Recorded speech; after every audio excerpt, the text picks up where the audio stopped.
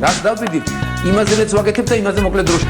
შეიძლება მართლაც ევროპაც გავავოცო. Поздравляю весь личный состав. კარგი მანევრია ძალიან. დიაპოვნებაში გადაცემდა. შემომიერთდით. მოდი ერთად ვიპოვნოთ რუკაზე საქართველოს. ქვეყანა, რომელსაც დაბადების დღე აქვს. ეს არის ვაშა გადაცემა. თენგიზ გოგოტიშვილის სპეციალური პოდკასტი. მართლა შემომიერთდით. ვნახოთ სად ვართ. აგერაკ. პირველ ბერძნულ რუკაზე. ასე ხედავდნენ ძველი ელინების სამყაროს 2600 წლის წინ. კონტინენტებს შორის საზღვრით მდინარე ფაზისზე, რიონზე. ასე დარჩა ქუთაისი ევროპაში და შორაპანი აზიაში. მათ შორის მცხედა და თბილისი თუ რაც იყო მის ადგილას. დაახლოებით ასევე ყოფდნენ კონტინენტებს მერე ძველი რომაელები.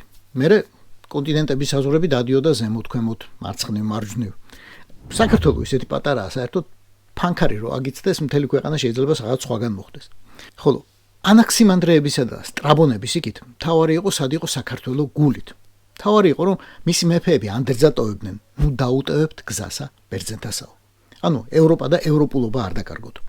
ბევრი გამებრაზდება ალბათ ხმამაღლა თქმისთვის, მაგრამ გულის სიღრმეში მგონი დამეთანხმება კიდეც. 1000 წლეულების განმავლობაში ვასალობა და იმპერიების პროვინციობა იმდენად კარგად ავითვისეთ და შევირგეთ, რომ თავისუფლებისთვის ბრძოლა ხშირად დაგზარებია. გახედეთ თქვენს მეზობლებს, ახლანდელს. გამოხედეთ მერე თქვენს მეგობრებს, ახლანდელს. ფანჯარაში გაიხედეთ. გარშემო მიმოიხედეთ. რამდენს ხედავთ ისეც, ვინც ბრძოლით არ იღლება და არ დაიღლება. ივანაშვილის გათვლა არითმეტიკულად სწორი გამოდგა ამათზე. იმ ხალხს დაეყრდნო, ვისაც უფრო ეადვილება დაიძახოს ბაბაია, ვიდრე ხელი ხმალს იკარო. საქართველოს პატარა სოფელია და არაფერი ესაქმება უფროსების გარჩევებშიო. ამ ლოზუნგით ივანაშვილმა რუსეთისა და მხოლოდ რუსეთის საქმე გააკეთა. ახლა განა ვინმე მსოფლიო ბეძ გვაბარებდა, განა ვინმე რაღაცა გლობალური ზესახელმწიფოს ფუნქციას უკიდებდა, მაგრამ 2012-მდე საქართველოს მაინც იყო ქვეყანა ამბიციით, რაღაც მომავლის ხედვით. იყურებოდა იქ სადამდე მისვლასა და სადაც შესვლას დამსახურება სჭირდება და შრომა და შრომა. პატარა სოფლის გზამ, რომელსაც ამ კაცის ხელში საქართველოს გაუყენეს, სახელმწიფო დააკარგია უამრავი რამ, რისთვისაც მიღწეული უკვე ჰქონდა 20 წლის განმავლობაში. პირველ რიგში გაუტეხა სახელი. პოლიტიკური რუკა ისევ გადაიხატა და კონტინენტების არ აგითხრათ, მაგრამ ცივილიზაციების რუკაზე საქართველოს ისევ რუსულ სამყაროში დაბრუნდა. Failed states ქვია ასეთებს შეუმდგარი სახელმწიფო. ჩაშლილი პროექტი, რომლის ნომინალურ ეკონომიკურ მაჩვენებლებს უკვე აღარავინ არასდროს არ შეხედავს, თუ მთელი ეს პროცენტები და მთელი სიმდიდრე ერთი კაცის ხელში იყრის თავს. და ის ერთი ანაწილებს მერე ვის რამდენი ფული, ვის რამდენი ძალაუფლება, ვის რამდენი ციხე. ხო, არ ჟღერს მესმის როგორც ეროვნული დღესასწაულის მისალოცი, მაგრამ თქვენ თუ მეტყვით შარშანწინდელ, იმის წინანდელ 26 მაისის შემდეგ საზეიმო და საამაყო რა მოხდა, მერე სიამოვნებით ვიზეიმებ თქვენთან ერთად მეც. თქვენთან, ანუ სწორ ქართველებთან ერთად, საქართველოს სწორ მოქალაქეებთან ერთად, პროჭორილელებთან არა. სამაგეროთ მე შემიძლია ჩამოგითვალოთ, რამდენი ადგილი დავკარგა ჩემმა და თქვენმა სახელმწიფომ დემოკრატიის ინდექსებში, ადამიანის უფლებათა, სიტყვის თავისუფლების ინდექსებში. შემიძლია გავიხსენო, რამდენ სტრატეგიულ მეგობარს რამდენჯერ ეჩხუბა ის ხალხი თავს, რომ ჩემსა და თქვენს ხელისუფლებას უწოდებს. შემიძლია ზუსტი რიცხვი გითხრათ, ზუსტი. რამდენჯერ დაიბარეს სტრატეგიული მეგობრების ელჩები საგარეო საქმეთა სამინისტროში და რამდენჯერ ურჩიეს და რაზე საქმეები. შემიძლია რიცხვი გითხრათ, რამდენჯერ დაიბარეს საქართველოს ელჩები სტრატეგიული მეგობრების საგარეო საქმეთა სამინისტროებში და რაზე სთხოვეს პასუხი. შემიძლია ჩამოგითვალოთ დიდვანი და არც თუ დიდვანი ქოცები, ვისაც ამ ერთ წელიწადში სანქციები დააკისრეს. შემიძლია თქვენთან ერთად დავთვალო, სახელები ჩამოვთვალო ყველა ის პოლიტიკური პატიმარი, ვინც რუსებმა მძევლად აიყვანეს, კაცები და ქალები. შემიძლია ჩამოვწერო ყველა ის დრაკონული კანონი, რომელიც რუსებმა მიიღეს რეჟიმის შესაკრავად და ქვეყნის უფრო ჩამოსაშლელად. და შემიძლია ნატყვიარებივი დაუთვალო ყველა მადლობა, რომელიც რუსებმა, იმ რუსებმა ამ რუსებს უთხრეს ყველაფრისთვის. არ გამომდის მოლოცვა, ამჯერად აღარ. ვიღაც ალბათ ნამყოფი ხართ ამ საფლავზე. თუ არა კადრები მაინც გექნებათ ამ ფოტო ნანახი.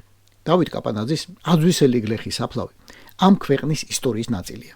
საზღვარია, სადაც იმ დღეს 1918 წლის 25 მაისს გაიარა საქართველოს ცივილიზაციურმა საზღვარმა.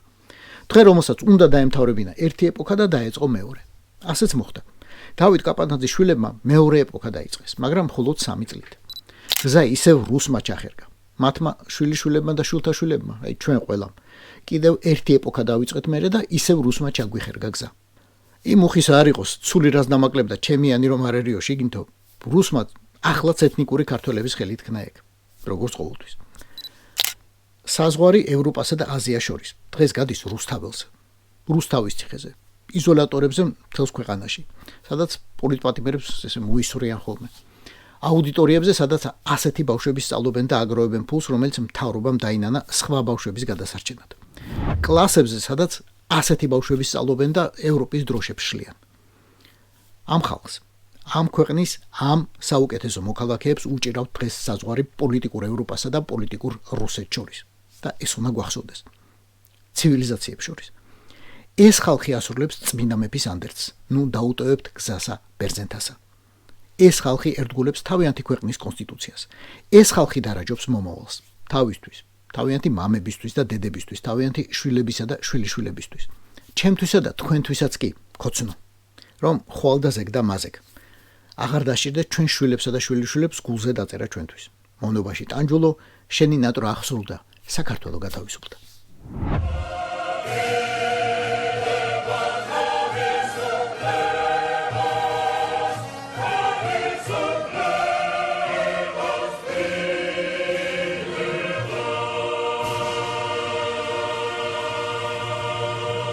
ეს იყო ვაშე გადაცემის სპეციალური სა-26 მაისო გამოშვება. მოიწონეთ, გამოიწერეთ და მოგწერეთ YouTube-ზე, Facebook-ზე, Instagram-სა და TikTok-ზე. რაც დავიდით, იმაზე რაც ვაკეთებ და იმაზე მოკლედ დროში. შეიძლება მართლაც ევროპაც გავაუწყო. Поздравляю весь личный состав. კარგი მანევრია ძალიან. Я помню ваши გადაცემები.